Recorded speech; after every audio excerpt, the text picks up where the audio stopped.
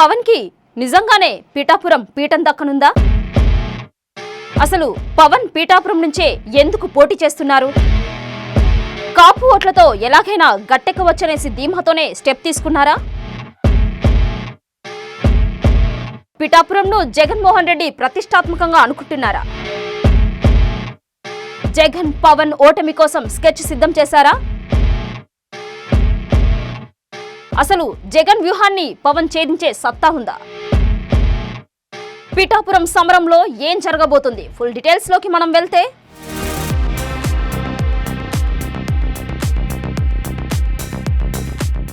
జనసేనాని అధినేత పవన్ కళ్యాణ్ పోటీ చేసే స్థానాన్ని తేల్చి చెప్పడంతో ఒక్కసారిగా ఏపీ ప్రజల దృష్టి పిఠాపురంపై పడింది. మొత్తంగా ఏపీలో రాజకీయ పరిణామాలు పిఠాపురం చుట్టే తిరుగుతున్నాయని చెప్పవచ్చు. గత ఎన్నికల్లో గాజువాక, భీమవరం నుంచి పోటీ చేసిన నియోజకవర్గాలను కాదు అని పిఠాపురంలో పోటీకి సిద్ధమయ్యారు పవన్ కళ్యాణ్. అయితే దాదాపుగా 1,00,000 కాపు ఓటర్లు ఉండటంతో సేఫ్ జోన్ గా పవన్ అనుకుంటున్నారని తెలుస్తోంది. అసలు ఒక పార్టీ నాయకుడు ఇలా సురక్షిత స్థానం ఎంచుకోవడం ఏంటి అని కొందరు అనుకుంటున్నారు. గాజువాక, భీమవరంలో గెలవడు అని ముందుగానే అంచనా వేసి ఆ భయంతోనే పిఠాపురం చూస్ చేసుకున్నాడు అని వార్తలు వినిపిస్తున్నాయి. ఈ పరంగానే పిఠాపురంలో పరిస్థితుల్ని పరిశీలించినట్లయితే కాకినాడ జిల్లా పిఠాపురం ఓట్ల తీర్పు భిన్నంగా ఉంటుంది. అయితే గడిచిన 4 దశాబ్దాల్లో నేటి వరకు ఏ నాయకుడు సైతం ఇక్కడ నుంచి వరుసగా 2 సార్లు గెలిచిన దాఖలా లేవనే చెప్పాలి.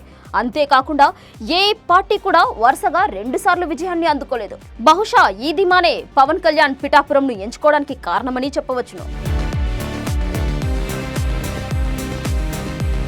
పిఠాపురం నియోజకవర్గం 1952లో ఏర్పడగా ఈ సెగ్మెంట్ పరిధిలో గొల్లప్రోలు, పిఠాపురం, కొత్తపల్లి మండలాలు ఉన్నాయి. నియోజకవర్గంలో దాదాపుగా 2,36,000కు పైగా ఓటర్లు ఉన్నారు. ఇందులో సుమారు 90,000 వరకు కాపులుండగా బీసీల ఓట్లు సుమారు 80,000 వరకు ఉంటాయి. పిఠాపురం రాజకీయాలలో కాపుల ప్రభావం ఎక్కువగా ఉంటుంది.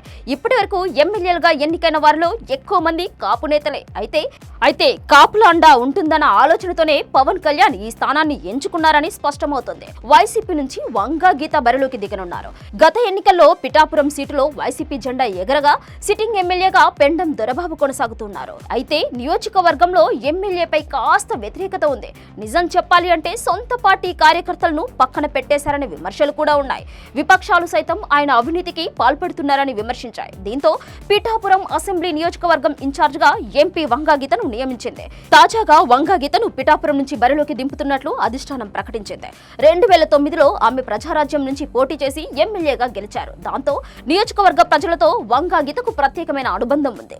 ఈ రకంగానే పిఠాపురం వైసీపీ ఇన్ఛార్జ్ గా వంగా గీతను జగన్ 2వ జాబితాలో నియమించనున్నారు.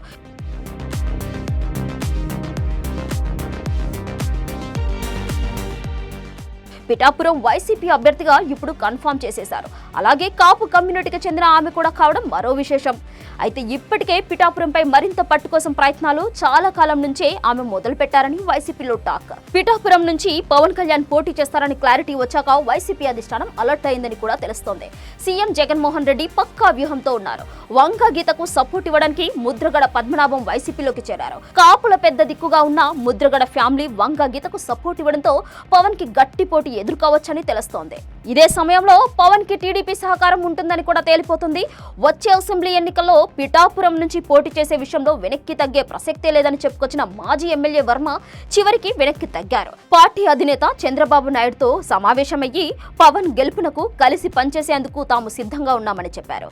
అయితే వైసీపీ సిట్టింగ్ ఎమ్మెల్యేగా ఉన్న పెండం దొరబాబు కూడా అసంతృప్తితో ఉండటంతో ఇప్పుడు జనసేనకు మద్దతు ఇస్తున్నారని గుసగుసలు వినిపిస్తున్నాయి. జనసేన అధినేత ఆశలు కూడా పెట్టుకున్నారు.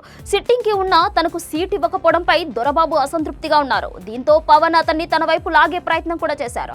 దొరబాబు సాయంతోనే గెలవాలనే ప్రయత్నాలు కూడా చేస్తున్నారు. ఇక జనసేనకు సానుకూలంగా ఉన్న సెగ్మెంట్ కావడంతో విజయంపై పవన్ ధీమాగా ఉన్నారని తెలుస్తోంది. ఇప్పుడు వర్మ దొరబాబు సపోర్ట్ తో గెలుస్తానని జనసేనాని చాలా నమ్మకంగా ఉన్నారు. గత ఎన్నికల్లో వైసీపీ, టీడీపీ, జనసేన విడివిడిగా పోటీ చేయడంతో వైసీపీ అభ్యర్థి 14,000 ఓట్ల మెజారిటీతో గెలిచారు. సిట్టింగ్ ఎమ్మెల్యే పెండం దొరబాబుకు 83,000 ఓట్లు రాగా టీడీపీ అభ్యర్థిగా పోటీ చేసిన వర్మకు 68,000 ఓట్లు వచ్చాయి.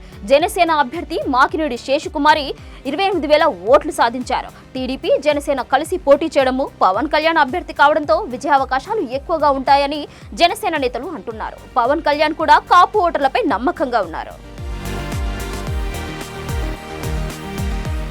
అయితే మొత్తం 2,36,000 ఓట్లలో 2 లక్షల వరకు పోలింగ్ జరిగినప్పటికీ దాదాపుగా 1,50,000 ఓట్లు సాధించిన వారు గెలిచే అవకాశం ఉంది. అందుకే ఇరు పార్టీలు అదే టార్గెట్ గా ముందుకు కొనసాగుతున్నాయి. ముఖ్యంగా పవన్ కాపు ఓట్లపై నమ్మకంగా ఉన్నారు. కాపు ఓట్లలో 70% ఓట్లు పడవచ్చునని ధీమాతో ఉన్నారు. అలాగే టీడీపీకి అనుకూలంగా చూస్తున్నట్లయితే బీసీ ఓటర్లు ఎక్కువగా ఉండటంతో అవి కూడా కలిసి వస్తాయని నమ్ముతూ ఉన్నారు. ఇంకోవైపు చూసుకుంటే సుమారు 40,000 వరకు ఉన్న ఎస్సీ ఎస్టీ ఓటర్లు ఎటువైపు మొగ్గు చూపుతారనేది గెలుపు ఓటములను నిర్దేశించనుంది. ఇక మరోవైపు చూసుకుంటే ఎస్సీ ఎస్టీ వర్గాల్లో ఎక్కువ వైసీపీ వైపు టర్న్ అవ్వచ్చు. అలాగే కాపు ఓటర్లలో ముద్రగడ రాకతో 40% పడతాయని ధీమాగా వైసీపీ ఉంది. బీసీ ఓట్లని సగం సాధించాలని అనుకుంటుంది. బీసీ ఓట్లు 40,000 కాగా కాపు ఓట్లు 40,000, ఎస్సీ ఎస్టీ ఓట్లు 25,000, ఇతరుల ఓట్లు 5,000కి పైగా సాధిస్తే ఇక గెలుపు ఖాయమని వైసీపీ ధీమాగా ఉంది. ఇంకోవైపు చూసుకున్నట్లయితే కాపు ఓట్లు 50 నుంచి 60,000, బీసీ ఓట్లు 45,000, ఎస్సీ ఎస్టీ ఓట్లు 15,000 వరకు, ఇతరుల ఓట్లు సుమారు 10,000 కనుక సాధించినట్లయితే పవన్ కూడా గెలవచ్చునని నమ్మకంగా ఉన్నారు. అయితే పిఠాపురంలో గెలుపు జగన్ ప్రతిష్టాత్మకంగా తీసుకోవడంతో పవన్ ని ఓడించడానికి వైసీపీ ఎన్ని కోట్లైనా ఖర్చు పెట్టడానికి రెడీగా ఉన్నట్లు తెలుస్తోంది. అంతేకాక ఇక్కడ గెలుపుకు ప్రతిష్టాత్మకంగా తీసుకున్న వైసీపీ ఇప్పటికే ప్రచారం కూడా కొనసాగిస్తోంది. ఈ ప్రచారంలో ఇక దేవుని సాక్షిగా తమకే ఓటు వేయాలని ప్రమాణాలు కూడా చేపించుకుంటున్నారట.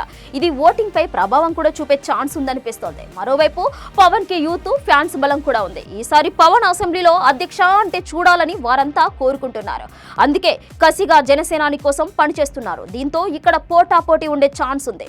కొన్ని నెలల క్రితం వారాహి విజయయాత్ర సందర్భంగానే జనసేన పార్టీ పిఠాపురం నియోజకవర్గంలో సర్వే చేయించగా ఉమ్మడి తూర్పుగోదావరి జిల్లాలో పిఠాపురం, ఉమ్మడి పశ్చిమ గోదావరి జిల్లాలో భీమవరం నియోజకవర్గంలో సర్వేలు జరిగాయి. భీమవరము, పిఠాపురము 2 చోట్ల జనసేనాని సానుకూలత వ్యక్తమైందంట. ఈ సర్వేల్లో ఇక తనకు సానుకూలత ఉండటంతో భీమవరం కంటే బెటర్ మెజార్టీ పిఠాపురంలో దక్కుతుందని సర్వేలు తేల్చి చెప్పడంతో పిఠాపురం వైపే పవన్ కళ్యాణ్ మొగ్గు చూపారని తెలుస్తోంది. ఇక ఈ పోటాపోటీలో కాపు ఓట్లు టీడీపీ లెక్కలు కలిసి వస్తే పవన్ స్వల్ప మెజారిటీతో గెలిచే ఛాన్స్ ఉంది. ఎన్నికల నాటికి పవన్ ప్రచారము, వైసీపీ వ్యూహాలు గెలుపు ఓటములని నిర్దేశించే ఛాన్స్ కనిపిస్తోంది.